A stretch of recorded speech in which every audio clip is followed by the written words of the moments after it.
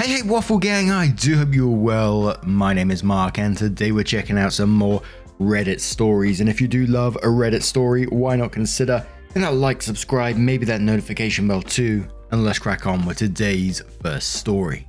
Much love guys. Now today's first story comes from Ringless Dragon, who says, me 29 female, want to trade my soon to be ex 38 male my engagement ring for the family dog. Soon to be ex and I are divorcing after 6 years. We have 2 kids, 7 months and 5 years. He doesn't want to divorce but is keeping it friendly so far because of the kids. We ran into a snag when he moved out and took the family dog, Loki. Loki is 4 and is trained as a therapy dog. I did all of the training and care for Loki. I used to take him to visit the patients at 2 hospice facilities twice a week.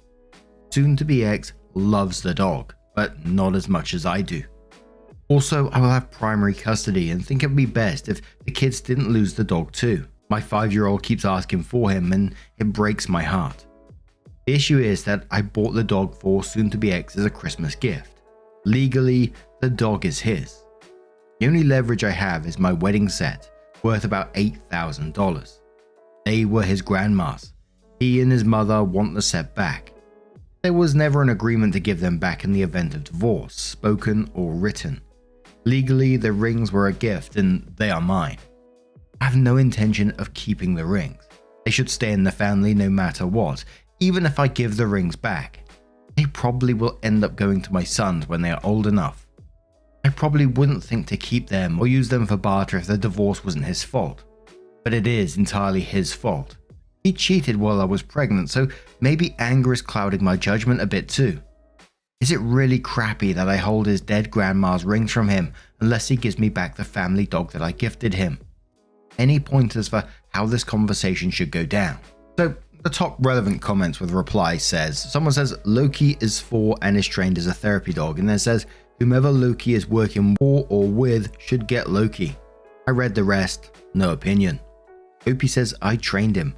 Loki and I go to the hospice twice a week to visit the patients. He hasn't been since soon to be ex took him. And then on the end of her marriage and the ex, Opie says he blames me. He thinks I forced him to cheat.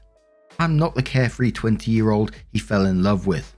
I don't give him my full attention now that I have 2 kids, work full time, care for the home and have hobbies.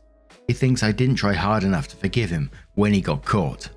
Now, with the cheating and obviously blaming you for the cheating makes him an arsehole instantly. I mean, he really thinks that you forced him to cheat. Oh, dearie me. And you know, regardless of him being an arsehole or whatever, I can imagine it being very difficult giving up a dog, whatever pet it would be, regardless of the situation. Of course, that's going to be difficult. But I kind of think, regardless if it was gifted to him, it's still the family dog. It was part of the family, and to especially see your children, you know, asking for the dog and not considering their feelings and being with the majority of the family. I'm just gonna chuck this thought out there. I'm not sure if it's right or not. It could be, it might totally be wrong and make me look like an ass, but it kind of feels like a spite thing to do that he's keeping the dog. You know, fuck you. If you're gonna divorce, I'm gonna keep the dog kind of thing, regardless of who wants the dog or not. But Treetop Tree says make sure you get something in writing so he can't take Loki again after he gets the jewelry. The Babes 2 says, first up, I commend you on being noble enough to return the family heirloom. I think a lot of people would be bitter and hang on to them out of spite. Despite your husband's assholery, you are doing a good thing. I wouldn't feel guilty about offering up a trade. He wronged the marriage and probably took the dog to be hurtful. Since it sounds like you're probably most bonded with Loki, tell him you want the dog, the kids want the dog, and if he can play fair, you'll offer up the rings. Another user says, my ex gave me a cheap ring as an engagement and we used the same ring for my wedding band as well. It had belonged to an aunt who he had no major attachment to and was a diamond chip and sapphire chip in a thin gold band. Honestly, I doubt pawn shop would have given me $50 for it. He was a real tool, long story, and when we finally went to mediation, we were in separate rooms with a mediator going between us. He wanted the ring back and I, more joking than anything, told her I'd give him the ring back if he took debt from third credit card. We had 2 at 5k and 1 at 3k, and he agreed. Mediator legitimately asked me, is your ex like slow? I mean, is his IQ normal? I almost died. Point of fact, a few years later, his own lawyer asked me the same thing. I think it's fair you get the dog with kids. Maybe offer to keep same custody of dog as kids. I'm not sure I'd even offer to trade the ring for it, unless I had to. Now, my mind's got me on both sides on the whole returning the ring thing. Maybe it's basically gifted to the OP, but at the same time it being an heirloom ring. I wonder how OP gets on with the rest of the family. Maybe she could return the ring to someone else, so if she gets the dog back, of course, and all that sort of stuff. But Puppies and Sunshine says, I've always heard that etiquette dictates the rings go away from fault. E.g., if a woman breaks off an engagement, she must give her ring back, but it's not expected if the man breaks it off. Of course, etiquette is bullshit overall, but there is social precedence that if he cheated on you, you could keep the rings if you wanted. Therefore, you giving them back is doing him a favor. That plus the fact that you have really good reasons for keeping the dog, especially the kid's sake, means this should be a fair trade, especially if you brought it up with a lawyer. And one final comment from Comic Sis, who says, I'm back and forth on this. I get that he cheated. What he did was terrible and unforgivable. I get that technically the rings are yours now. However, I struggle with the fact that the rings are heirlooms. If anything, I wouldn't give them back to him at all, even for leverage, but rather to a mother or sister that may exist, so that they can be kept in appropriate fashion. Although you may be angry, giving them back to him would be dishonoring the memory of the deceased by giving them back to a family member who has done terrible things while utilizing them. Now, onto the dog situation. You gave him a dog as a gift. Just like any gift, it's his choice what to do with said gift. If you wanted the dog for yourself, you should have bought it solely for yourself, instead of for him. If you want the dog, you should come to some sort of legal, verbal, or possible monetary agreement. I know that you're justifiably angry. However, remember that you're the example for the children through this tough time. You've got to deal with the entirety of the situation in a clear and decisive manner. As a child of divorce, I implore you to put your anger aside and get this done quickly and leave your anger out of it, or find a way to deal with it constructively, because regardless of what occurred and how you may feel, you don't want your children caught in the middle of it. Find a middle ground and deal with the dog in a way that won't escalate or keep the door to the situation open. Best of luck. So, OP came back into the post with her update and says, I talked to soon-to-be ex that night about our oldest son, 5. Our son has been asking for his daddy and our dog, Loki, since soon-to-be ex moved out 3 months ago. Soon-to-be ex has only come to visit twice. I told him that we missed the dog, and I thought son would adjust better if Loki came back to us. I told him I also miss taking Loki to the hospice center twice a week. He's a therapy dog. He got mad, accused me of trying to guilt him into giving back a 5-year-old's dog. He reminded me that I got him the dog for him for Christmas, so I offered him the trade, his grandma's diamond engagement ring and wedding ring for the dog. He refused and accused me of holding his dead grandmother's rings for ransom, and said I wanted to take everything from him. Blah blah. Yesterday, his mother came to visit my kids. We have a very good relationship. She's a lovely woman in a tough position. She's mad at ex for cheating on me while pregnant and destroying our marriage, but she has to take his side. But still, she wants to protect her own interests too, access to her grandchildren. But I'm divorcing her son, not her. We had a lovely visit and I asked her to talk to her son about giving Loki back. Turns out that ex has been complaining about the dog non-stop. He's 4 and has very high energy. He's used to working 2 days a week and getting 2 walks a day. Ex moved in with his new girlfriend and she hates the dog. There is no yard and she doesn't help with any of Loki's care. She agreed that Loki belonged with me and her grandsons, but was hesitant to get involved because Ex loves Loki too, and technically the dog was a gift to him. I told her that because something was a gift didn't always mean the receiver should keep it. With that, I pulled off my wedding set, her mother's, and gave them back to her. She was teary and grateful and said she couldn't promise anything. I told her I'd just appreciate her speaking to Ex about it. It was a gamble on my part, but she's always done right by me. And divorcing a mama's boy does have some advantages. Ex dropped Loki off an hour ago, and we're all so overjoyed. Edit. I cannot believe how this blew up. Thanks everyone for the nice comments. I'm blessed with a very wonderful mother-in-law that has been nothing but supportive of me. She was a godsend when I had my youngest. We're going to work hard to preserve our relationship. We need each other more than ever now. I already called her crying, thanking her for shaming her son. I'm glad to offer a good mother-in-law story. And as always, a couple of comments with Opie replying to them. Someone says, hey, good on you for taking the high road, even if it sometimes feels like you're giving in. I think there's great benefits to keeping this relationship as cordial as possible, and it's great that Grandma's got your back. Opie quotes that last bit and says, she's a fantastic woman. Any woman would be lucky to have her as a mother-in-law. One of the hardest things about this was to figure out how our relationship would change, but I don't think it has to. She's always been very supportive of me, especially this. I can't take her only grandchildren away when she's so good to us. Another one says, what a piece of garbage your ex is. He's only seen his kid twice in 7 months. Opie says, yeah, ex liked the idea of having kids. The reality, not so much. It's disappointing that he doesn't take advantage of the visitation. This morning he just texted me from the street to come get the dog. I invited him in, but he was pouting and didn't want to see the kids, or deal with my son's subsequent meltdown when he tried to leave. His new girlfriend, 20, was in the car.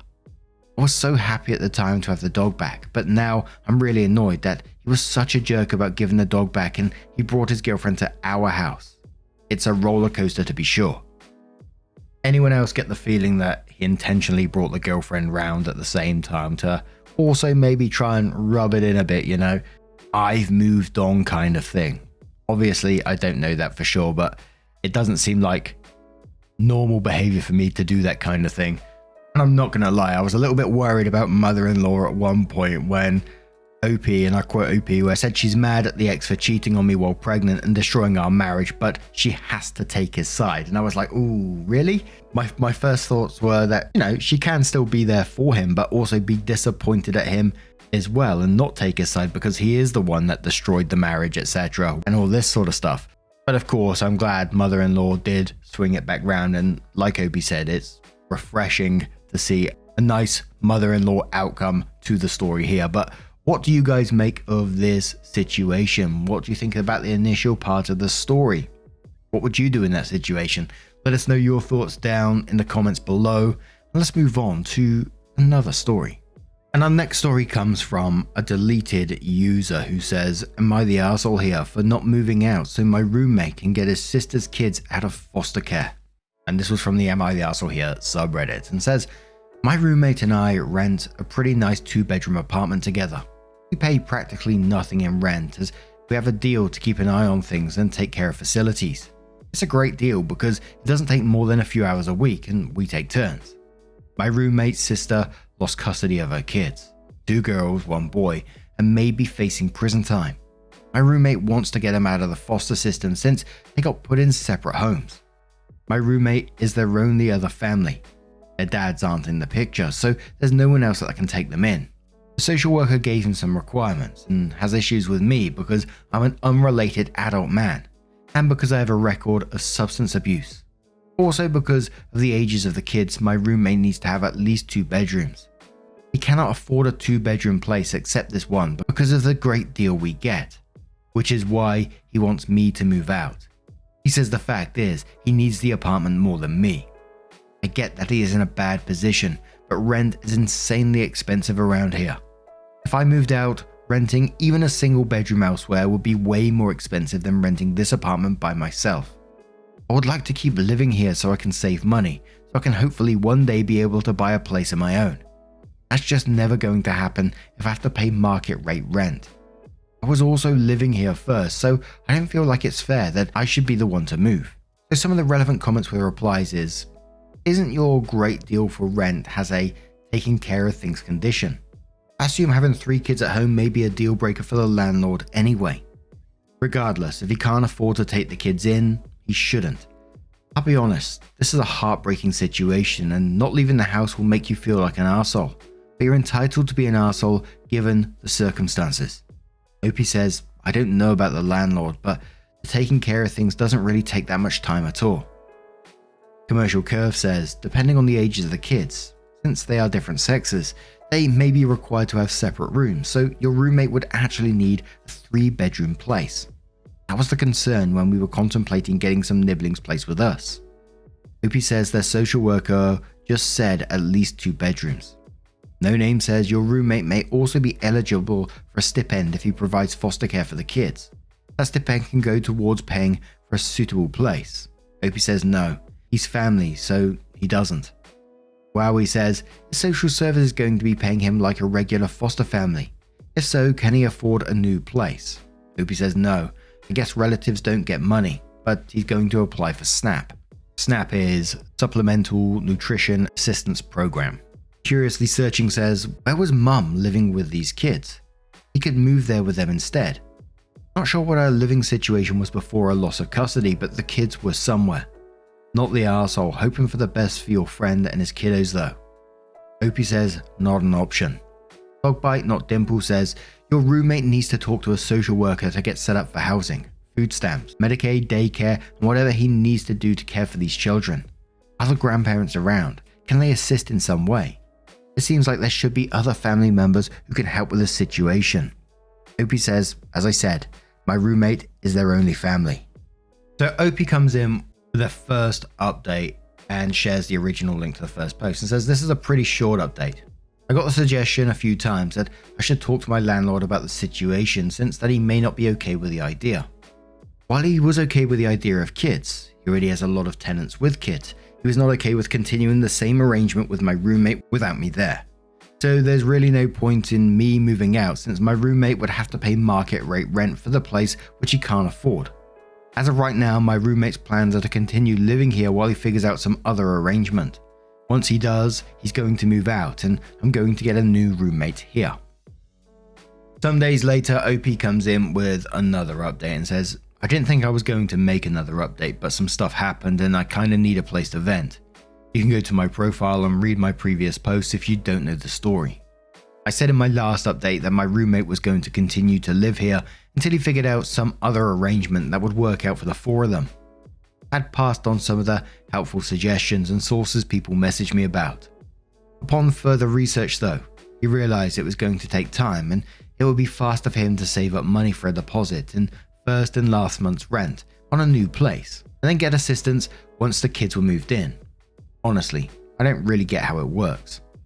For those wondering why he doesn't have money saved up from living here, it's because he's been using the money to pay off his student loans.